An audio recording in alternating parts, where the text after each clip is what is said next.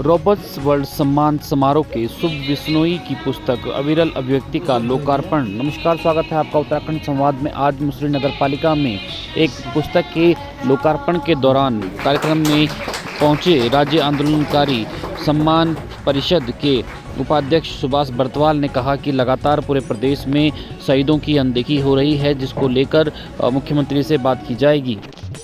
देखिए, ये जो विषय आपने उठाया ये मेरे संज्ञान में है और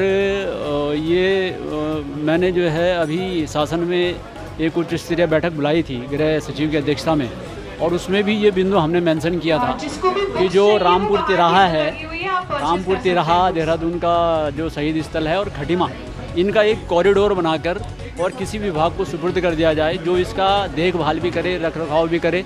और वहाँ पर पूर्णकालिक जो है रामपुर तिराहे पर भी जो संग्रहालय है वहाँ पर भी, और देहरादून का जो शक्ति स्थल है वहाँ पर भी, और खटीमा का जो शहीद स्थल है वहाँ पर भी दो कर्मचारी जो है वो नियुक्त कर दिए जाएँ, सफाई कर्मचारी हो, एक केयर टेकर हो।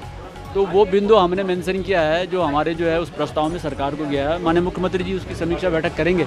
मेरी वर्बली भी चीज़ उनसे जो है मुख्यमंत्री जी से संदर्भ में जो बातचीत हुई है, मुझे लगता है कि ये कोई बहुत वैसा काम नहीं है और इस काम को कर सकते हैं हम, इसको कर लेंगे जल्दी ही, जो है कुछ ना कुछ इसमें रिजल्ट निकलेगा। सर, के माध्यम से ये मुझ तक आई है बात। मैं 2 दिन के अंदर संस्कृत सचिव के पास जाऊंगा और इस बारे में जो है पूछूंगा भी, और इसकी जो इम्प्लीमेंटेशन है उसकी प्रक्रिया को आगे बढ़ाने के लिए जो है उनसे कहूँगा।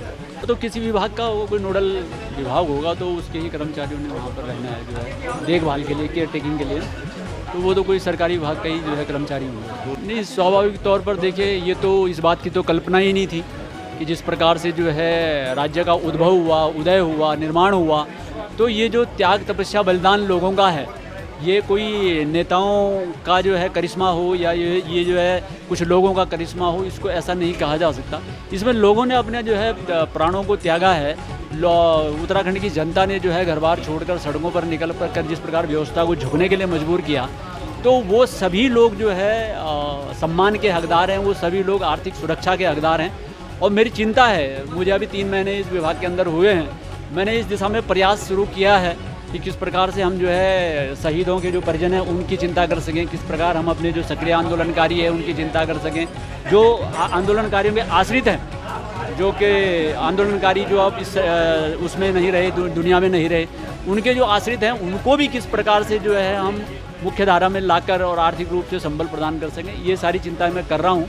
और आने वाले समय में आपको इसके रिजल्ट दिखाई देंगे। पूरी कोशिश है कि चिन्हीकरण एक बार पुनः खोल दिया जाए, और जो 14 जुलाई को जो बैठक हुई थी शासन में, उसमें जो है ये चिन्हीकरण वाला जो बिंदु है ये मेंशन है, और सरकार को प्रस्ताव किया है हमने कि एक बार पुनः जो है चाहे अल्पकाल के लिए आप खोलिए, चिन्हीकरण की प्रक्रिया खुलनी चाहिए। बहुत सारे जो पात्र आंदोलनकारी हैं, जो वास्तव में आंदोलनकारी हैं और वो छूट गए हैं, उनको भी हम इस दायरे में ला सकें।